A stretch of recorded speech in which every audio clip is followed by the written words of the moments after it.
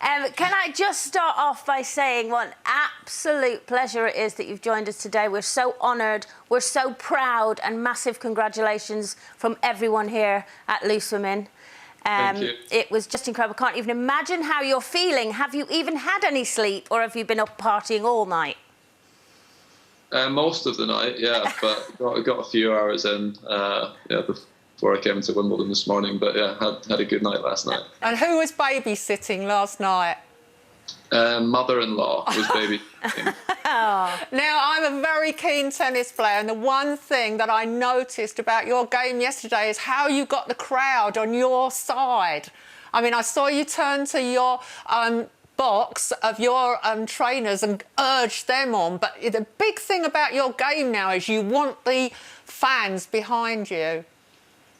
Well, I mean, it helps. You know, it does make a big difference. You know, in important moments.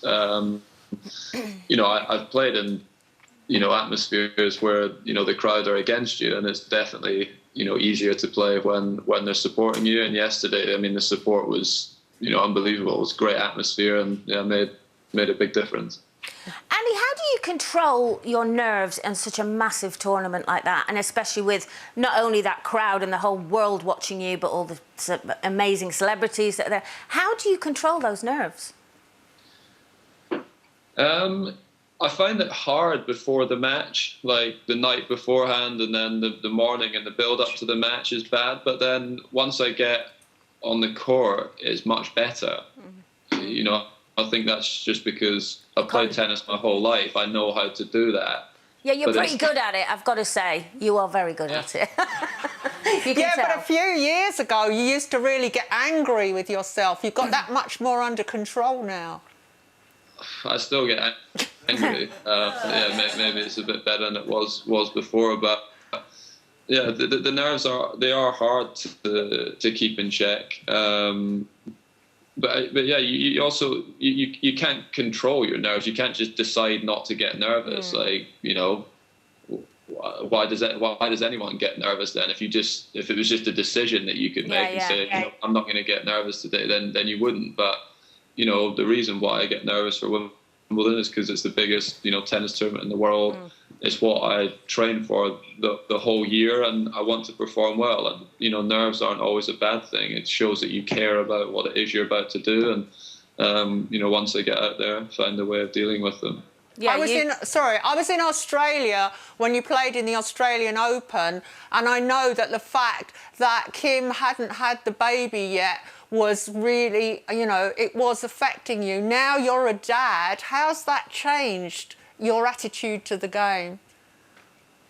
Well, it changed my attitude to life, really. But changes everything. It was hard over in Australia because it was bad timing on our part. We should have thought that through a little bit,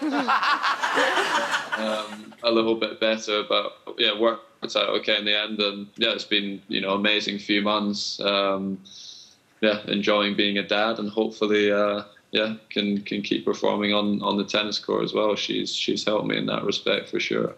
Oh, the one thing I noticed yesterday more than any other time that I've seen you win is that you seemed so much more emotional yesterday, like to see you crying and just being so overjoyed. And it's funny because I turned around to my husband and said, that's because he's a dad. It's made him softer. It's made him let those emotions out.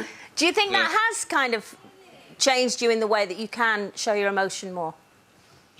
Yeah, possibly. I mean, I have always been very emotional, just people don't always see it because it doesn't happen in front of a camera. But if you ask my wife, she would tell you that I'm pretty emotional. But yeah, I mean, obviously having children changes your perspective on life, changes your perspective on things, and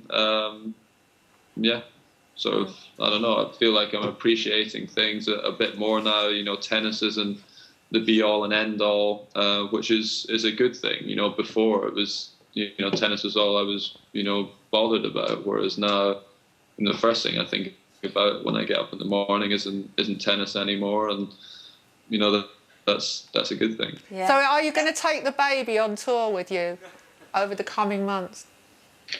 Yeah, well, she came, so she's done Miami, Rome, so far. And then she's definitely coming to New York, so she's done all right so far. Yeah.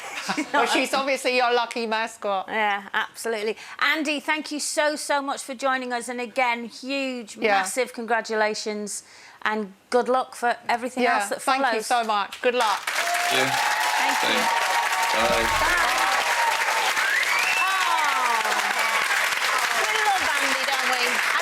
Proud we were yesterday. It was fantastic. And you seemed smiling there. You never let me ask a question about improving my forehand.